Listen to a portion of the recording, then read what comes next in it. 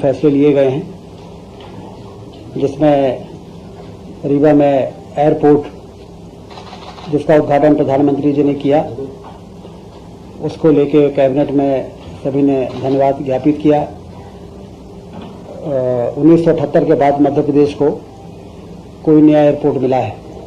अभी तक 5 एयरपोर्ट थे, ये 6वां है। और 46 सालों के बाद मध्य प्रदेश में उस इलाके में विंध्य क्षेत्र जहाँ पर सीमेंट हब है, पावर हब है, नेशनल पार्क्स हैं, लोगों को आने जाने के लिए सुविधा नहीं थी, अनकनेक्टेड एरिया था, वहाँ पर एक बड़ी सुविधा मिली है।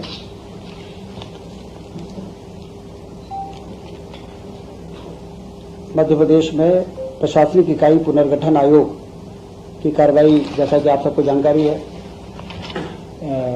वो शुरू हो चुकी है और इनके दौरे नवंबर में कमेटी के दौरे होंगे आयोग के, और तहसील, विकासखंड, जिला, संभाग स्तर पर लोगों से के सुझाव लिए जाएंगे और उस आधार पर प्रशासनिक इकाई का पुनर्गठन होगा, जिससे प्रशासनिक व्यवस्था को बनाने में ज़्यादा बेहतर तरीके से लोगों के को सुविधा प्रदान की जा सके। तो ये भी एक महत्वपूर्ण चर्चा आज कैबिनेट में हुई है। 4-6 माह का पर्याप्त समय रहेगा आवेदन और अभ्यावेदन लेने के लिए। इन 4-6 महीनों में सारे पूरे प्रदेश का एक फीडबैक आयोग के पास आ जाएगा कि कौन से जिले में कौन सा इलाका ऐसा है जो दूरस्थ है और नज़दीकी कौन से जिले में उसको पुनर्गठन करके शामिल किया जा सकता है या हटाया जा सकता है। निश्चित रूप से बहुत पुरानी लंबी डिमांड रही है। इसके लिए मुख्यमंत्री जी ने जो पुनर्गठन आयोग का गठन किया है, प्रशासनिक इकाई बनाई है, वो आने वाले दिनों में उसके काम शुरू होने वाले हैं। रोजगार सृजन के लिए जो हमारे 11 विभाग हैं जो रोजगार सृजन के लिए काम कर रहे हैं, MSME है, इस प्रकार के कई डिपार्टमेंट हैं, उनको अगले 4 साल के लिए कार्य योजना बनाने के लिए उनको निर्देश दिया गया है कि 4 सालों में वो कितने रोजगार के अवसर तैयार कर सकते हैं, जहां पर लोगों को ट्रेन किया जा सके अकॉर्डिंगली और उनको वहां पर प्लेसमेंट कराया जा सके। ये एक महत्वपूर्ण चर्चा आज के बैठक में रही है। और जो हमारी सरकारी डिपार्टमेंट हैं, सरकारी नौकरियां, दिसंबर 24 तक 1 लाख सरकारी नौकरियों की वैकेंसी में भर्ती की प्रक्रिया शुरू होने जा रही है। एक बड़ी सुखद सूचना है बेरोजगारी को दूर करने के लिए और सरकारी विभागों में काम को और बेहतर बनाने के लिए, क्योंकि मैन पावर की कमी विभागों के परफॉर्मेंस को प्रभावित करती है। इसलिए कैबिनेट ने समय समय पर कई पदों की स्वीकृतियां की हैं।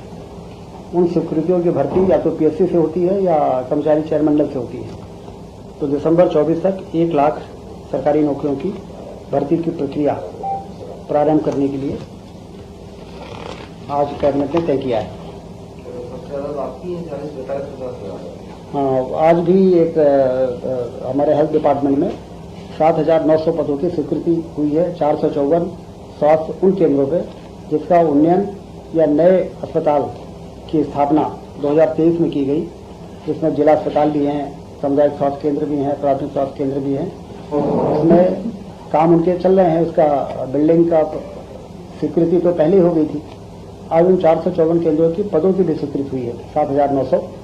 उसकी भी भर्ती की प्रक्रिया तेजी से शुरू होगी और इस सब मिला के जितने डिपार्टमेंट्स हैं उनमें 1 लाख पदों की भर्ती की प्रक्रिया PSC और कर्मचारी चयन मंडल में शुरू कर दी है। ये वो नए स्वास्थ्य केंद्र हैं जो उन्नयन के रूप में नए हैं, या 3 जो हमारे नए जिले बने थे उस समय, उसके नए जिला अस्पताल हैं। तो उनके भवन के निर्माण किसी का 50% हो गया है, किसी का 60% हो गया है। 100% उनके भवन के निर्माण पूरा होने तक वहाँ पर लगने वाला जो भी मानव संसाधन है वो उपलब्ध रहे, इसकी भर्ती की प्रक्रिया हम शुरू करने जा रहे हैं। रीवा में कल रीजनल इन्वेस्टर समिट हो रही है। जैसा कि मुख्यमंत्री जी का एक बहुत ही अच्छा निर्णय रहा है कि हम संभागीय मुख्यालयों में रीजनल इन्वेस्टर समिट करेंगे और वहाँ पर जो उत्सुक लोग हैं उनको वहाँ बुलाएंगे और वहाँ के पोटेंशियल के बारे में उनको वहीं पर चर्चा होगी। कहाँ पर मिनरल डिपॉजिट है, कहाँ पर फूड पार्क लगाया जा सकता है, कहाँ टेक्सटाइल पार्क लगाने की संभावना है, कहाँ जहाँ फार्मास्यूटिकल सेक्टर में काम हो सकता है। हमारे विंध्य में आप जानते हैं कि सीमेंट का हब है, वो 40 मिलियन टन सीमेंट बनती है, 15,000 मेगावाट कोयले से बिजली बनती है। ये वही इलाका है जहाँ 750 मेगावाट का दुनिया का सबसे बड़ा सोलर प्लांट हम लोगों ने उस समय स्थापित किया था। दिल्ली की मेट्रो उससे चलती है और नेशनल पार्क है, तो पर्यटन की भी संभावना है और निवेश की भी संभावना है। शानदार 4 लेन की सड़कें, उधर यूपी से इधर जबलपुर और झांसी और चारों तरफ विश्व स्तरीय सड़कें बन के तैयार हो गई हैं। रेलवे लाइन का काम सीधी से सिंगरौली का युद्ध स्तर पर चल रहा है और उसके साथ ही साथ एयरपोर्ट भी बन गया है। तो निवेश के लिए जो जरूरी इंफ्रास्ट्रक्चर है वो विंध्य क्षेत्र को अब प्राप्त हुआ है। जाके भारतीय जनता पार्टी की सरकार बनने के बाद एक के बाद एक पूरा रोबस्ट इंफ्रास्ट्रक्चर जिसको कहा जाता है, जो इन्वेस्टमेंट के लिए बहुत आवश्यक होता है, वो बन के तैयार हुआ है। और इसमें विशेषता ये है कि जो उड़ान स्कीम जो प्रधानमंत्री जी की है, जिसमें उड़ेगा देश का आम आदमी और हवाई चप्पल पहनने वाला भी हवाई जहाज में चल सकेगा। जब उन्होंने ये बात कही थी तो लोग सोचते थे कैसे संभव है, लेकिन रीवा के एयरपोर्ट से जो हवाई जहाज रीवा से भोपाल आएगा, आपको जान के आश्चर्य होगा, 999 रुपये में आएगा। AC 3 टायर का किराया है 927 रुपये और हवाई जहाज का किराया है 999 रुपये। AC 2 टायर का ज़्यादा है और AC फर्स्ट का ज़्यादा है, 1600 और 2000, और हवाई जहाज का कम है। तो मोदी जी ने जो कहा था कि हवाई चप्पल पहनने वाला भी हवाई जहाज में उड़ेगा, ऐसा हम उड़ान स्कीम लाए हैं, वो रीवा के एयरपोर्ट के उद्घाटन के साथ ही वो एक सपना साकार होने हो रहा है। तो रीजनल इन्वेस्टर समिट की अच्छी तैयारी है और कल मुख्यमंत्री जी वहाँ पधारेंगे और देश भर के इंडस्ट्रियलिस्ट आएंगे और वहाँ पर निवेश 4000 स्टेशन वहाँ हो चुके हैं, 4000 स्टेशन हो चुके हैं। और जो बड़े इंडस्ट्रियल ग्रुप हैं, रिलायंस, हिंडाल्को, पतंजलि और ये जो हमारे सीमेंट प्लांट के हैं, डालमिया ग्रुप से लेके सारे लोग वहाँ पर आ रहे हैं और उनकी जो भी अड़चने हैं वहाँ पर चर्चा होंगी और उनका समाधान निकलेगा और निवेश का रास्ता प्रशस्त होगा। सोयाबीन उपार्जन 25 अक्टूबर से शुरू हो चुका है और 3,44,000 किसानों ने पंजीयन कराया है। 4,892 रुपये प्रति क्विंटल की जो MSP की दर है, उससे पहली बार प्रदेश में खरीदी हो रही है। किसान बड़े उत्साह के साथ खरीदी केंद्रों में जा रहे हैं और अपना पंजीयन करा रहे हैं। हाँ, पंजीयन में काफी उत्साह है। पंजीयन हो गया मतलब तैयारी है उनकी बिक्री और खरीदने की। इंडियन रोड कांग्रेस का आयोजन पिछले दिनों गडकरी जी आए थे और 7 रोड 9,369 करोड़ की स्वीकृत हो चुकी है। भोपाल से कानपुर वाया सागर बहुप्रतीक्षित मार्ग है, क्योंकि सागर जाते समय लोगों को लगता था कि चारों तरफ 4 लेन की सड़क बन गई है, भोपाल से सागर क्यों नहीं बनी। तो अब सागर से लेकर कानपुर तक, जिसमें सागर का बाईपास भी शामिल रहेगा, ये एक बड़ा काम मंजूर हुआ है। और उसके साथ ही 27 रोड ऐसी हैं जिसकी लागत है 20,403 करोड़ की, उसकी स्वीकृति भी प्रदान की जा रही है। माइनिंग कॉन्क्लेव भी हुआ भोपाल में 17-18 अक्टूबर को राष्ट्रीय कॉन्क्लेव का आयोजन हुआ है।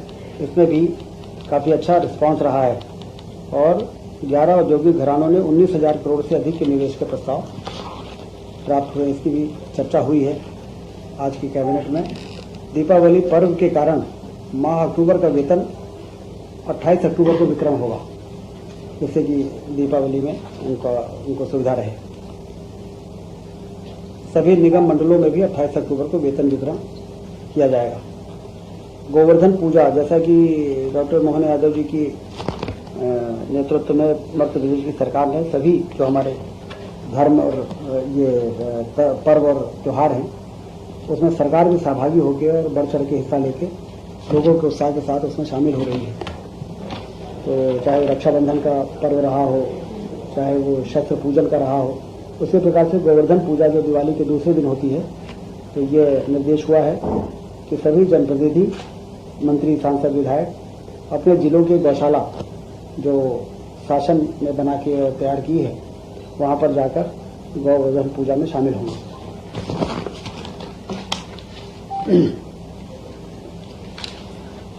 सिंघर्ष 2028 में होना है और उसके लिए हमेशा से भव्य तैयारियां होती रही हैं, लेकिन अवैध कॉलोनी, अतिक्रमण और समस्या इस प्रकार की बातें भी आती रही हैं।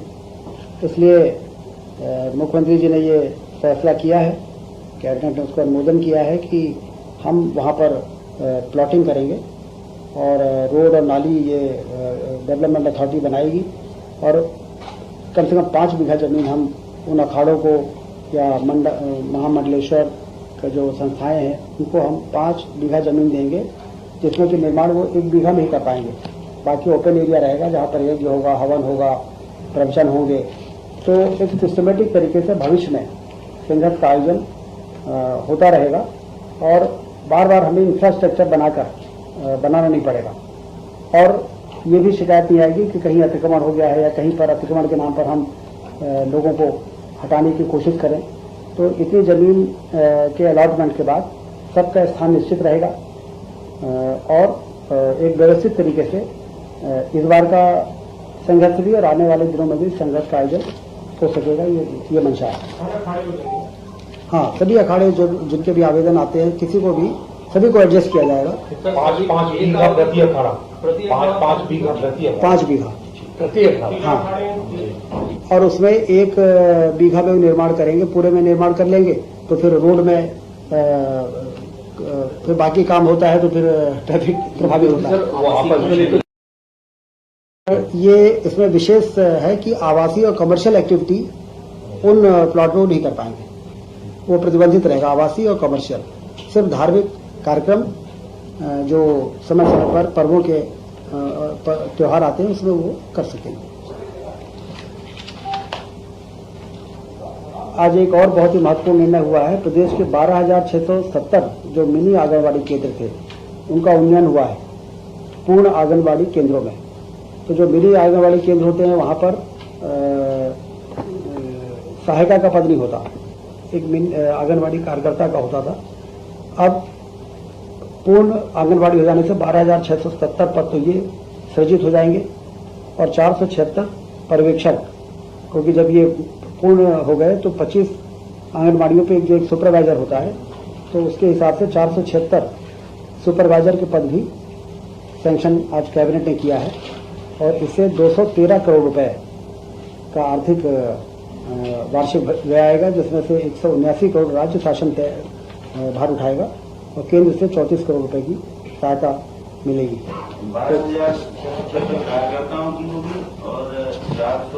12,670 तो कार्यकर्ता मिनी आंगनबाड़ी केंद्रों में भी होते थे लेकिन सहायिका नहीं होते थे।